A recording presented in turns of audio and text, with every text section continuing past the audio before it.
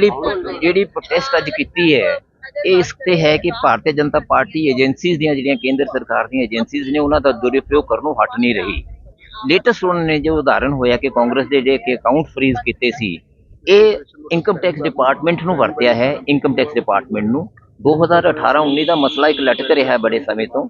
14 ਲੱਖ ਰੁਪਇਆ ਕੁਝ ਕਾਂਗਰਸ ਦੇ ਮੈਂਬਰ ਆਫ ਪਾਰਲੀਮੈਂਟ ਨੇ ਆਪਣੀਆਂ ਤਨਖਾਹਾਂ ਦੇ ਵਿੱਚੋਂ, ਜਿਹੜਾ ਕਿ ਆਏ ਸਾਲ ਉਹਨਾਂ ਨੂੰ ਇੱਕ ਮੈਂਬਰ ਨੂੰ ਪੈਸਾ ਜਮ੍ਹਾਂ ਕਰਵਾਉਣਾ ਪੈਂਦਾ ਹੈ, ਉਹਦੇ ਤਹਿਤ ਕਰਾਏ ਸਨ। ਪਾਰਟੀ ਨੇ ਉਹ ਪੈਸਾ ਆਪਣੇ ਅਕਾਊਂਟਸ ਦੇ ਵਿੱਚ ਦਿਖਾਇਆ। ਮੈਂ ਨਿੱਜੀ ਤੌਰ ਤੇ ਖੁਦ ਦੇਖਿਆ ਹੋਇਆ ਉਹ ਐਂਟਰੀਜ਼, ਮੈਂ ਉੱਥੇ 3 ਸਾਲ ਤਾਂ ਉਹ ਇਨਕਮ ਟੈਕਸ ਰਿਟਰਨ ਦੇ ਵਿੱਚ ਗਿਆ ਹੋਇਆ ਹੈ। ਇਨਕਮ ਟੈਕਸ ਡਿਪਾਰਟਮੈਂਟ ਨੇ ਉਸ ਵਕਤ ਇਹ ਕਹਿ ਕੇ ਕਿ ਤੁਸੀਂ ਇਹ ਪੈਸਾ ਕਿਉਂ ਤੁਸੀਂ ਇਹ ਕੈਸ਼ ਦੇ ਵਿੱਚ ਲਿੱਤਾ, ਨਕਦੀ ਕਿਉਂ ਲਿੱਤਾ, ਟੈਕਸ ਤੇ ਕਿਉਂ ਨਹੀਂ ਲਿੱਤਾ, ਇਸ ਕਾਰਨ ਦੇ ਸਾਰੇ ਪੈਸੇ ਉਸ ਸਾਲ ਜਿੰਨਾ ਸਾਡਾ 100 ਤੋਂ 150 ਕਿੰਨਾ ਮੈਨੂੰ ਇਸ ਵਕਤ ਯਾਦ ਨਹੀਂ, ਜਿੰਨਾ ਸਾਡੀ ਉਸ ਸਾਲ ਦੇ ਡੋਨੇਸ਼ਨ ਸਨ, ਉਹ ਸਾਰਿਆਂ ਨੂੰ ਇਨਕਮ ਟੈਕਸ ਦੀ ਜਿਹੜੀ ਐਗਜ਼ੈਂਪਸ਼ਨ ਸੀ ਉਹ ਹਟਾ ਕੇ ਸਾਰੇ ਤੇ ਟੈਕਸ ਲਗਾ ਦਿੱਤਾ। ਟੈਕਸ ਲਗਾਉਣ ਤੋਂ ਨਾਲ ਪੈਨਲਟੀ ਲਗਾ ਦਿੱਤੀ ਅਤੇ ਡਿਮਾਂਡ 200 ਕਰੋੜ ਤੋਂ ਉੱਪਰ ਖੜੀ ਕਰ ਦਿੱਤੀ। ਉਹਦੇ ਬਾਰੇ ਸਾਡੀਆਂ ਅਪੀਲਾਂ ਚੱਲ ਰਹੀਆਂ ਨੇ, ਅਲੱਗ-ਅਲੱਗ ਫੋਰਮ ਦੇ ਵਿੱਚ ਅਪੀਲ ਚੱਲ ਰਹੀ ਹੈ।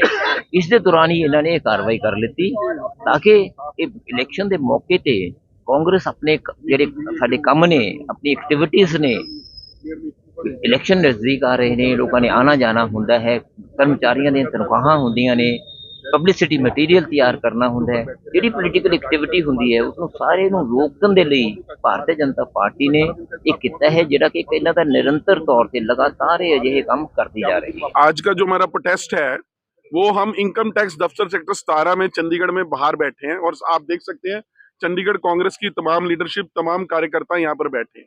जिस तरह से भारतीय जनता पार्टी की सरकार एजेंसियों का दुरुपयोग कर रही है, कभी किसी घर इनकम टैक्स की रेड हो जाती है, कभी कहीं पर ईडी की रेड हो जाती है, कहीं पर सीबीआई को भेज दिया जाता है, और इस दुरुपयोग करके वो ना सिर्फ लोकतंत्र की हत्या कर रहे हैं बल्कि जो आम लोग हैं उनको दबाने का काम भी कर रहे हैं।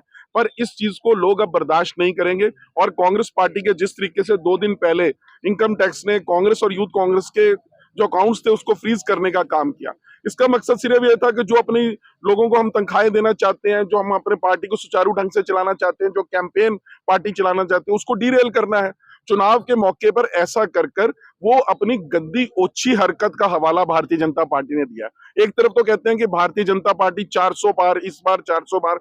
अगर इतनी घबराहट है कि विरोधी पार्टी के खाते तक बंद कर दो ताकि वो अपनी तनख्वाहें भी ना दे सके अपने एम्प्लॉइज को और अपना कैंपेन भी ना चला सके, इससे शर्मनाक बात क्या हो सकती है।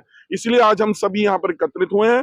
भाजपा की हर दमनकारी नीति के खिलाफ आवाज उठाते हैं और रहेंगे, और इसके खिलाफ हम आज भी प्रदर्शन कर रहे हैं, कल भी कोई गलत काम करेंगे उसके खिलाफ भी प्रदर्शन करेंगे। देखिए, चुनाव चंडीगढ़ के अंदर 18 जनवरी को होना था।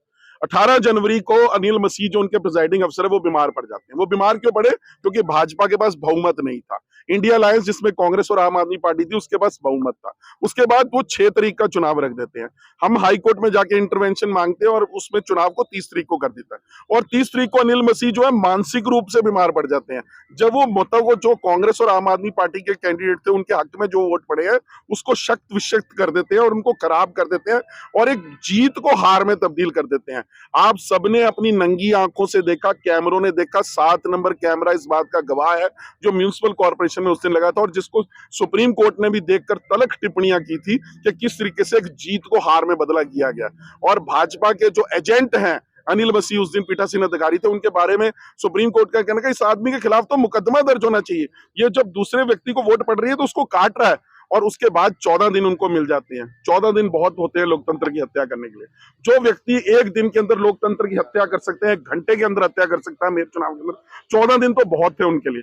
14 दिन के अंदर उन्होंने 3 पार्षद जो आम आदमी पार्टी के थे उनके ऊपर हर तरह का धन, बल, प्रेशर, हर तरह का इस्तेमाल कर उनको तोड़ने में कामयाब हो गए। पर वो ये नहीं जानते कि देश की जनता के आगे उनका जो नंगा सच है वो सामने आ गया, वो एक्सपोज हो चुके हैं। लोगों ने उनकी सोची हरकत को देख लिया कि कैसे वो हार को बर्दाश्त नहीं कर सकते। और आज भी चुनाव वो उन्होंने कल मेयर को क्यों इस्तीफा कराया? इसीलिए कराया। 18 दिन तक क्यों बिठा के रखा एक फर्जी मेयर को? चंडीगढ़ की जनता उनसे सवाल पूछती है, देश की जनता सवाल पूछती है, वो 18 दिन कौन वापस करेगा? जब आपने एक फर्जी मेयर इस शहर के ऊपर बिठाया, दफ्तर का इस्तेमाल किया, गाड़ियों का इस्तेमाल किया, आपने ओहदे का इस्तेमाल किया, उसके बाद जब आज आपके पास नंबर हो गए हैं तो आप चुनाव कराने को तैयार हो गए। मानते हो ना कि आपने गलत 18 दिन तक किया, और जो 30 तारीख है उसको कौन वापस लेके आएगा? जिस दिन इंडिया गठबंधन जीत गया था कांग्रेस और आम आदमी पार्टी का कैंडिडेट जीत गया था, उस दिन को कौन वापस लाएगा? कोई वापस नहीं ला सकता, सिर्फ सुप्रीम कोर्ट वापस ला सकता है। हम सुप्रीम कोर्ट की तरफ टकटकी लगाकर देख रहे हैं, निगाहें लगाकर देख रहे हैं कि शायद इंसाफ हमें वहां से मिले, नहीं तो इस देश की जनता को तो इंसाफ जरूर करेंगे आने वाले 2024 के लोग। देखिए, यहाँ पे कांग्रेस पार्टी के द्वारा प्रदर्शन किया जा रहा है, इनकम टैक्स ऑफिस के सामने किया जा रहा है।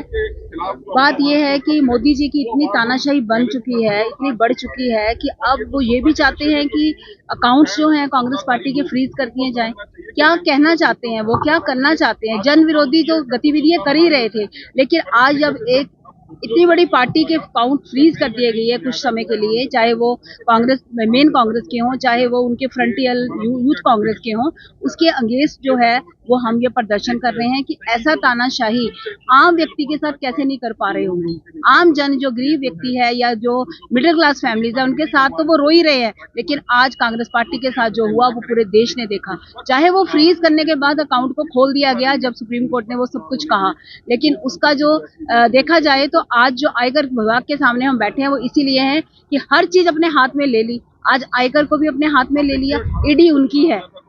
प्रोटेस्ट करने के लिए अगर हम जाते हैं तो हमें गिरफ्तार कर लिया जाता है। क्यों हम आवाज भी नहीं उठा पाते?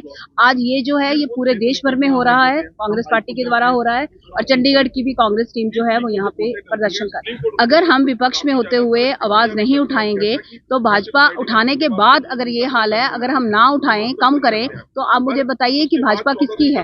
वो तो एक मिनट में एक पलटा बदल देती है। तो ये चीजें जो है वो सोचने पे मजबूर कर रही है कि आम जनता के साथ क्या व्यवहार हो रहा है, कौन सी चीजें हैं जो तानाशाही के रूप में हम लोगों के सामने आ रही हैं।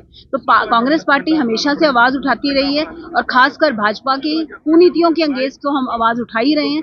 और ये सबसे बड़ी बात है कि आज हम आयकर विभाग के सामने बैठे हैं। क्यों बैठे हैं? वो मजबूर कर दिया गया मोदी जी ने कि उनकी जो नीतियां हैं, उनकी जो सोच है वो तानाशाही है।